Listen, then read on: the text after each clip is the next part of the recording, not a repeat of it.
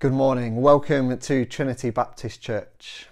And we are continuing on our journey through the Gospel of Mark. And this week's passage is Mark chapter 9, verses 30 to 37. And once again, this passage revolves around a question. Who is the greatest? Now that's a question that we often ask about different things, isn't it? I don't know about you, but I'm a football fan, and there's a kind of continual ongoing debate about which team is the best. For instance, is this current Liverpool team better than the one that was around in the 70s or the 80s? Was the Man City team from a couple of years ago, who got 100 points in the Premier League, the greatest ever team? Or was it the Arsenal team who went all season without losing? Or perhaps it was the Man United team who won the treble back in 1999. And of course, we all know really that the correct answer is Blackburn Rovers, but that doesn't stop us debating the question, does it? And it's not just the greatest team that we're interested in either. There's a question around who was the greatest player ever. And that debate is going to come to the fore once more as Cristiano Ronaldo's Juventus team got drawn in the same group of the Champions League as Lionel Messi's Barcelona this week. And if it's not those debates, then we can have a debate around what is the greatest goal of all time. And you're perhaps sat there thinking, well, I don't care about football, and so none of those questions interest me. But you know what? It's not just football where these debates happen. We have them about other things as well. What's the greatest film that was ever made? Who's the greatest actor that ever lived, or the greatest singer of all time? You probably have an opinion on those questions. And it's not just pointless debates where that question gets asked either. It's the premise of lots of our popular reality TV shows as well. And a couple of those have started new series in the past couple of weeks. There's the Great British Bake Off, where bakers compete in various baking challenges to find out who's the best. And there's The Apprentice, where contestants complete seemingly kind of random tasks to try and prove that they are the best salesperson or the best business executive. Now, I don't really watch it anymore, but I used to really enjoy The Apprentice. And the bit that I particularly liked was the part where they get the contestants to do sort of little pieces to camera to introduce themselves, presumably before they start doing the tasks. And you'd always get one or two who would make kind of outlandish claims. For instance, I'm the greatest business brain that has ever lived. And invariably, these would be the ones that would get kicked off the show first.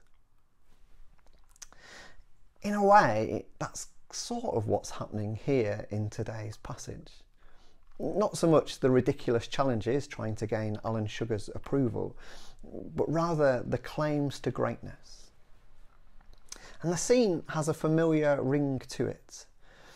Following on from the passage at the end of Mark chapter 8, which we looked at a couple of weeks ago, Jesus once again tells his disciples that he will be betrayed, killed, and then raised again on the third day. And just as with the last time, they again don't understand or don't believe what he's saying, even though this is the second time that he's told them.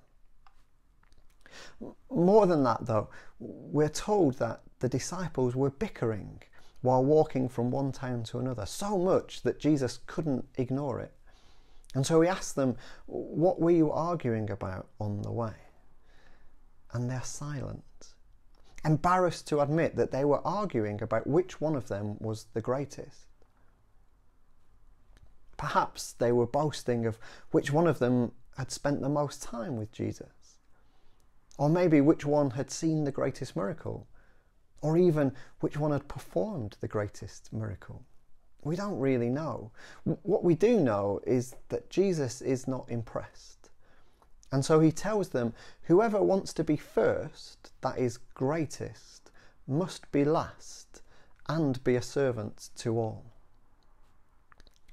Now, even though this isn't as sharp a rebuke as the one given to Peter last time, it nevertheless most likely stunk, because this is definitely not what they had been taught.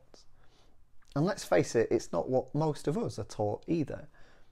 Greatness, we assume, implies power, accomplishment, fame, wealth, and all the other things that allow you to do things, to influence people, to make things go your way. But that's not what Jesus says. And to drive his point home, he scoops up a young child into his arms and tells them that whoever welcomes a child like this welcomes him. And suddenly it seems like Jesus has gone from saying something that was a little bit odd, to be first you have to be last, to saying something that sounds almost crazy. See, in that time and that place, children were of no account. Of course, their parents loved them, but they had no rights, no influence, no standing. They were utterly dependent, utterly vulnerable, utterly powerless. So how could caring for a child count as greatness? It's crazy. But what if it's not? What if that's the way that it's meant to be? And somehow our world has got its priorities messed up. A bit like the story of the jewellery store where thieves broke in at night, and instead of stealing anything, they just switched the price tags on everything, so that the next morning no one could tell what was valuable and what was cheap. The expensive jewels has suddenly become cheap, and the costume jewellery, which was virtually worthless before, was suddenly now of great value. And customers who thought that they were purchasing valuable gems were getting fakes, and those who couldn't afford the higher priced items were actually leaving the store with treasures. What if that's what's happened to our world? What if our world has had the price tags changed? What if the things that we are told are valuable are actually of no consequence, and we're ignoring the things that are of great value? This lockdown period, I think, kind of gave us a little glimpse of that in action. The streets were filled each week with applause, not for overpaid actors or footballers, but for nurses and care workers. Those who, at least briefly, were deemed essential were not the CEOs and the politicians, but were the shelf stackers and the waste collectors. And so we got perhaps just a glimpse of God's upside down kingdom, where greatness is not measured by the size of your bank balance or the title on your office door, but by what you do for others. That's what Jesus is telling and showing his disciples here. True greatness isn't found in power and authority, but in serving others. In the things that you do for others, not because you have to, or because of what they can do for you in return, but just because you can. It's found in the things that you do for others that aren't just easy and inconsequential, but those things which cost you something and by which you demonstrate that you care. And of course, we're not always going to get that right. We will often fall into the same trap as the disciples, looking out for ourselves rather than for others, trusting less in God for our security than we do in wealth, shutting others out rather than inviting them in, seeking our welfare rather than that of those around us. It's the reason that this week I've chosen to come and film this video here in the food bank room at the church. Because it's not just the world that can fall into the trap of measuring greatness by the wrong metric. Often, even churches, and this is sometimes noticeable when kind of ministers get together, we measure how well we're doing by the number of bums on seats on a Sunday morning, or by the quality of the preaching, or by the expertise of the worship band. But in reality, all of these things are just window dressing, really. And the measure of how well a church is doing is surely how many people they're serving. how they are living out God's command to love others as we love ourselves. And I'm really pleased that this church demonstrates God's love to the wider community in loads of different ways. The food bank is just one part of that. I'm really proud of the ways in which you've responded to the needs of others.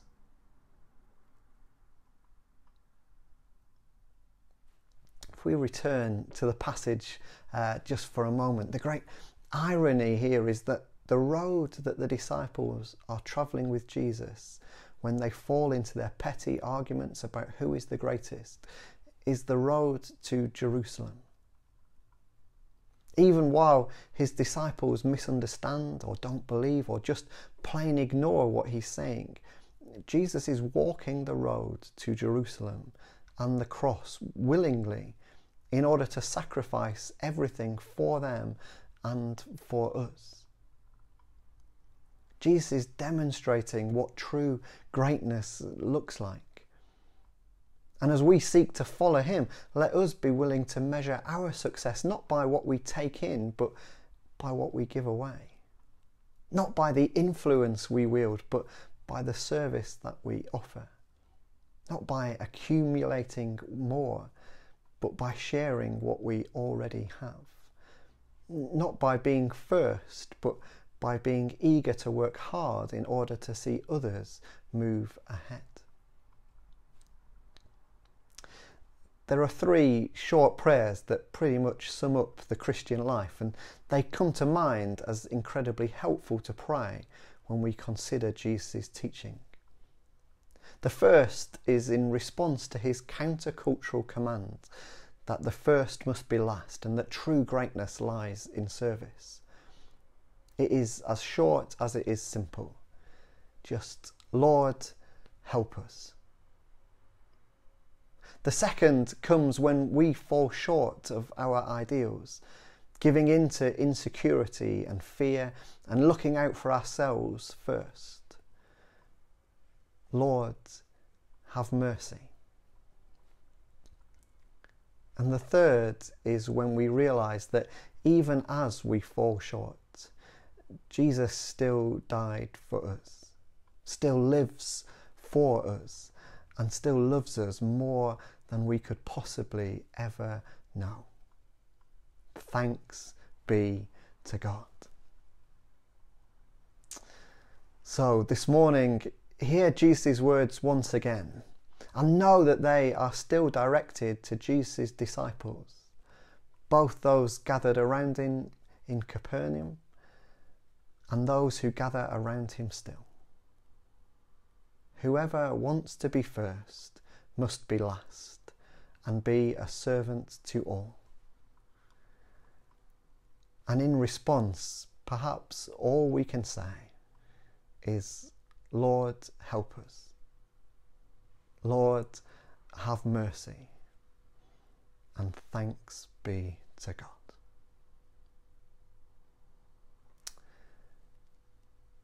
There's going to be just a little bit of music now following this sermon. And as you listen to that, perhaps just reflect on those words of Jesus. Whoever wants to be first must be last and be a servant to all. And as you reflect on those words, perhaps just pray those 3 simple prayers. Lord, help us. Lord, have mercy. Thanks be to God.